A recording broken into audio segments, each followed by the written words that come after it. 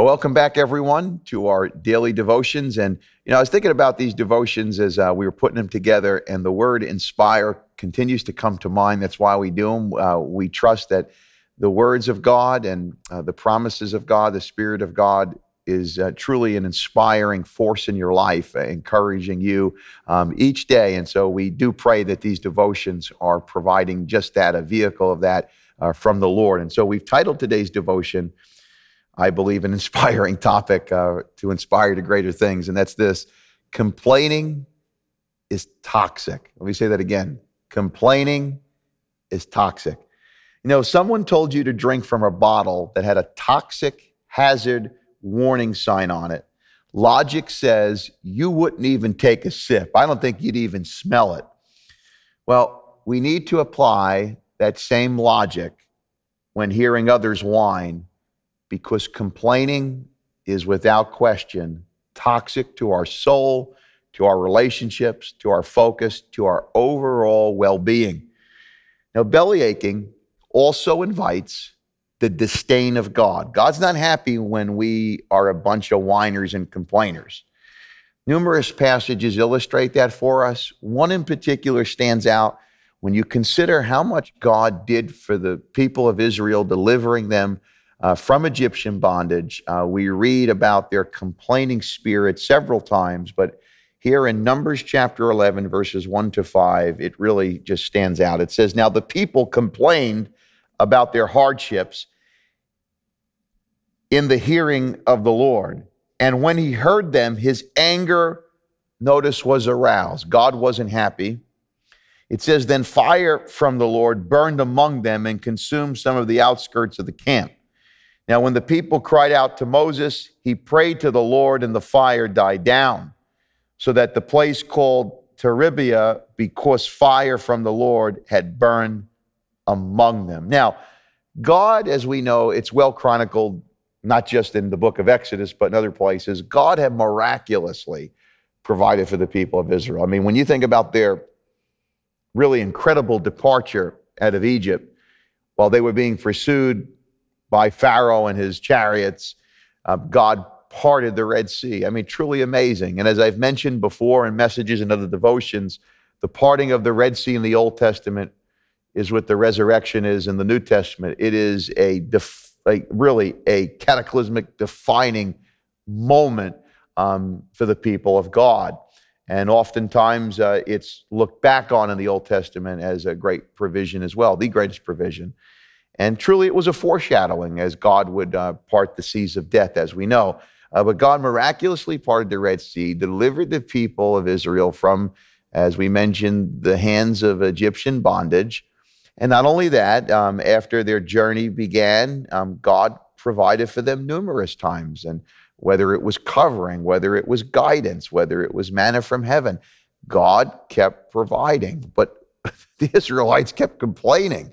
I mean, they were even complaining as God was in the process of delivering them from the Egyptians. They were literally, listen to this, complaining at the mouth of the Red Sea. And I always like to say, don't give up before the miracle. Don't start complaining and giving into that, because you never know when God is going to just do it.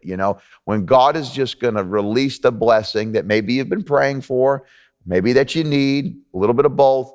And so being given over to complaining is never a wise thing, because not only does it maybe prohibits the blessing from coming, it also invites God's anger. And we see that here, that God had to, as it were, judge the camp. He had to bring his anger down. And literally the phrase here in the Hebrew saying that the people complained about their hardships in the hearing of the Lord gives us the understanding that literally their complaints rose to God. Now, the last time I checked, when it comes to things raising to God, isn't that supposed to be reserved for praise and for worship and sacrifice? That the sacrifices of our praise are to raise to heaven. It shouldn't be our complaints are raising to heaven. But nevertheless, that is what happened. And so sometimes when you think about the complaining of Israel and other people in the scripture, you might see a little bit of yourself. I know I do. I think that sometimes we can forget God's blessings, and we too can be guilty of being chronic complainers. Now, such behavior, we must realize, is toxic to our relationship with God and others. And it can potentially have an adverse effect on our mental well-being, as well as our ability to reason through problems. And they will come, as we know, every day. We never get a break from them. They will get in the way of our ability to problem solve and to get through difficulties. Complaining just really brings down your mood. Studies have shown that very clearly. You know, typically, frustration, argumentative behavior, irritability accompany the toxicity of complaining as well. And so there's nothing good about complaining. Now, I know the saying, and I champion it, you know, the squeaky wheel gets the oil, but there is a way of representing your concern. In fact, there's a huge difference between raising an issue that has merit and just being an ongoing complainer. Big difference. And so God calls you and I to a higher standard.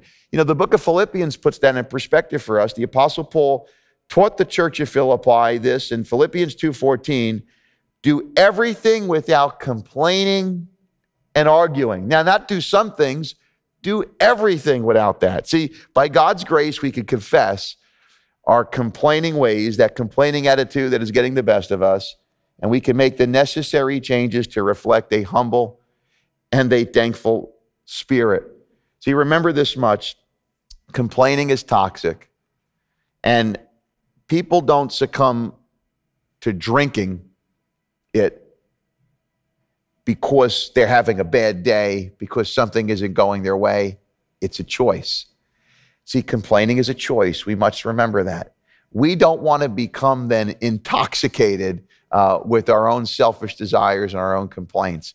Let us rise above that. And when the bottle of complaints is passed our way, let us pass and let us seek to be a greater blessing with our attitude, regardless of how the day is going, because complaining is toxic. Steer clear of it. And if it's something that's going on in your own life right now, get rid of it so that you could be the blessing that God has created you to be. Thank you, and we'll see you next time.